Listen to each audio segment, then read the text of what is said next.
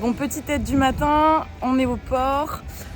Il est 8h, on repart en mission avec WWF. Je dis on repart parce que peut-être que vous l'avez déjà vu, le premier épisode où on est allé dans les îlots du Sud pour voir la ponte des tortues qui a partiellement échoué, mais c'était chouette. Et là maintenant, on va essayer de voir les éclosions des bébés tortues. Ça s'annonce très très cute, très mignon. On est avec toute l'équipe encore. Bien sûr les chapeaux, se protéger du soleil. Et voilà. On est encore chargé.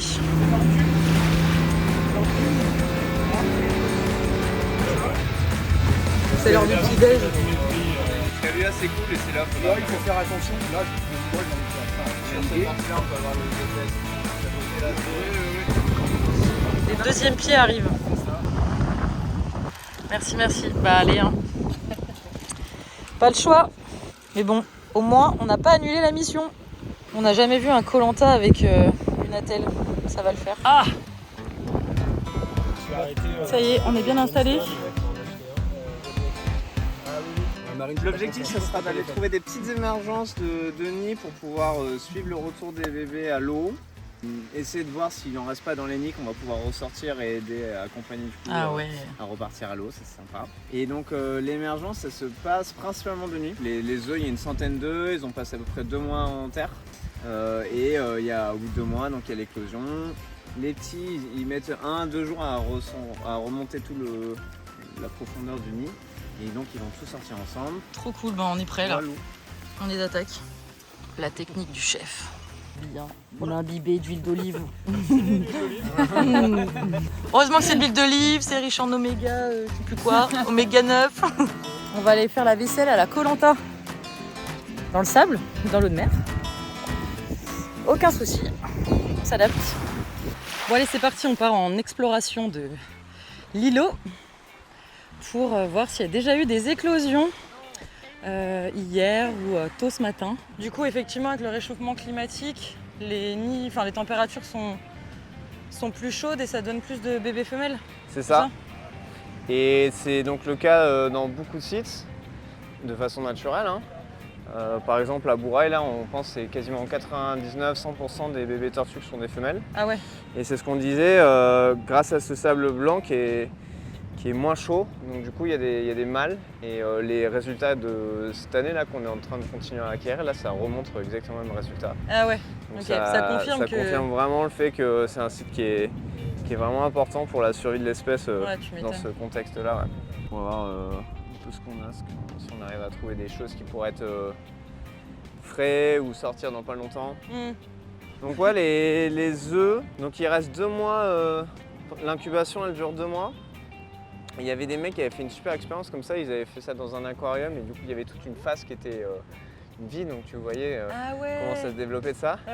Donc c'était génial à voir ces images, t'as les premiers bébés qui éclosent, qui du coup en s'agitant tapent sur les autres œufs, ça génère une grosse émergence, tout le monde sort des œufs en même temps. Ah excellent. Et ils mettent quand même 2 jours pour remonter toute cette colonne de sable. Ah ouais. Et c'est un peu le principe de la courte échelle, c'est chacun se monte un peu les uns sur les autres pour s'aider à sortir. C'est vraiment une réussite collective quoi. Ah, tout seul il n'y arriverait pas, c'est parce qu'il y a tous les frères. Ouais, ça serait trop dur de passer à travers le sable. C'est ça. Donc ce qui va le distinguer, ça ressemble à ça en gros. T'as un truc qui ressemble beaucoup, c'est les Bernard l'ermite. Ah ouais. Sauf que les Bernard l'ermite, ils font des trucs comme ça assez obliques. Et puis ça a tendance à se balader, il pinaille et tout, donc il fait un peu sa vie. Alors que le bébé tortue, lui, il va descendre cache à l'eau. Et pour le coup, c'est plus des espèces de points comme ça là. Ok. T'as la centaine de bébés qui va sortir d'un coup. Donc le nid, il va avoir une allure un peu d'un petit trou là, d'une petite dépression comme ça. Faut imaginer que c'est tout le volume qui était occupé par les bébés tortues qui est sorti. Donc du coup, ça s'est un peu affaissé. Et donc t'as plein de traces comme ça qui vont repartir vers la mer. Ça fait une formation un peu, on appelle ça un éventail. Parce que tu vois, voilà, t'as la centaine qui se barre comme ça vers l'eau. Il y a souvent des bébés en fait qui restent bloqués dedans. Ça arrive, il y en a quelques-uns, entre 3, 4, 5 là, qui ont été trop faibles, qui sont endormis, qui n'ont pas suivi le mouvement de tout le bouchon qui est reparti.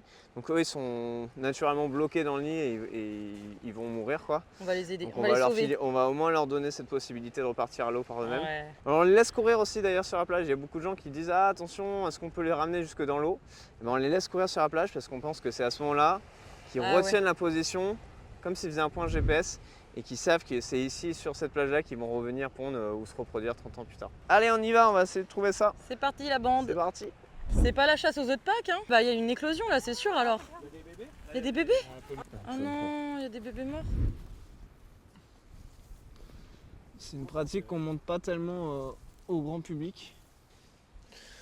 Bon, ça fait pas partie des super bonnes pratiques d'aller creuser dans un nid quand tu sais pas exactement ce que tu fais. Ouais, bien sûr. Faut pas que les gens fassent ça, quoi, on est d'accord. Hein. Voilà, ça c'est clairement un comportement qui est vraiment interdit en province sud. Et ouais, si tu sais pas ce que tu fais, tu peux débouler dans le nid qui est en plein cours d'incubation et là tu flingues tout, quoi. Pas particulièrement un truc qu'on montre effectivement. Un site de qualité, c'est pas tant sur le nombre de tortues qui viennent pondre au final. Tu peux avoir 75 000 tortues qui viennent pondre sur un site.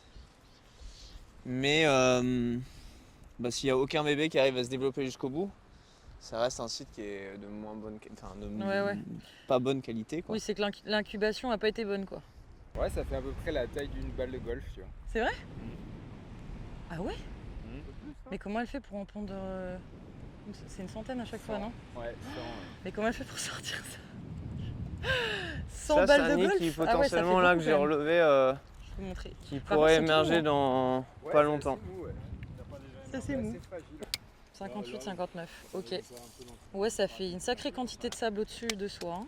Alors en fait, un système où on va compter un œuf s'il a au moins 50% de la coquille. De la coquille. Sinon tu t'en comptes 2 fois le même œuf, quoi. Et ceux qui sont pleins, on va commencer par eux là. Ah bah c'est un œuf, ouais. Non mais c'est un œuf jaune, quoi. Tu vois, il n'y a pas d'embryon. On va regarder si tu as quand même une petite trace, un petit point saignant, quoi. Mais ça n'a pas l'air. Non. C'est un œuf qui a été non fécondé. Tu as eu des traces de prédation.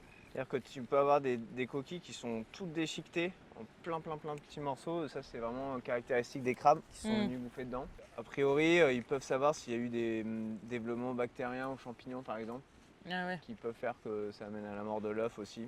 Quand il sort, il a le cordon, un cordon ombilical qui est encore un petit peu développé. Donc ça aussi, le fait qu'il marche sur le sable, ça permet d'avoir un peu ce côté abrasif là où il se débarrasse de ça. Une des façons aussi de reconnaître un bébé tortue, une grosse tête d'une tortue verte, c'est le nombre d'écailles qu'il y a sur la ligne latérale là. Et donc les grosses têtes, elles en ont 5. Cette petite là, 1, 2, 3, 4, 5. Voilà. Les vertes n'en ont que 5. Ah merci, Bon allez, chin, hein. Santé. Allez toi, il arrête pas de faire. Eh, viens pas vers nous, toi. Arrête de faire ça. Ah, ces mecs, toujours besoin de prouver quelque chose, hein.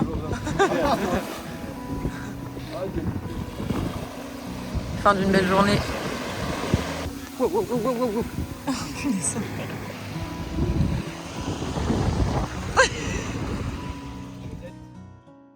Dans la vallée de Dana, la li la la. Tout le monde avec nous. De trucs et de magie. La faire tomber l'un après l'autre devant mon regard. Elle connaît vraiment tout. Tant que possédaient tous ces barbares. Bon, il est 5h du matin. On a mis le réveil pour essayer d'aller voir les émergences des bébés tortues. Croise les doigts. Voilà. Et là on se boit un petit café, un petit thé pour se réveiller. Bon alors du coup t'as trouvé une émergence? Ah, ça y est, il a repris un peu de vivacité, ce petit. Deuxième, troisième. Ah. 3, 4, 5, 6. Je les mets dans le seau du coup. Bon bah là heureusement du coup qu'il a creusé le nid parce qu'elles n'arrivaient pas à sortir toutes seules. Ouais, ils ont eu du mal à sortir en fait, par eux-mêmes. Et là tu vois, vu le nombre et vu ce qu'il a sorti Hugo, celle-là elle sortait pas. Hein. Ah ouais, Alors, donc celle-ci c'est grâce à vous, on peut dire merci. Donc ça y est, elle commence à se réveiller là. Ah, regarde-les. Coucou toi. Le sable qui a été décaissé.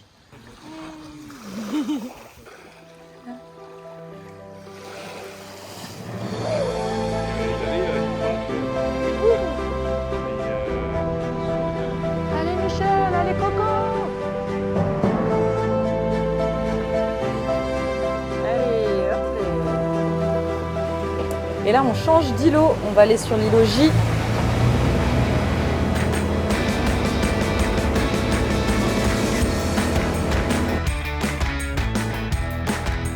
On est sur un style qui laisse à désirer. Mais au moins, on est protégé du soleil. T'en as trouvé?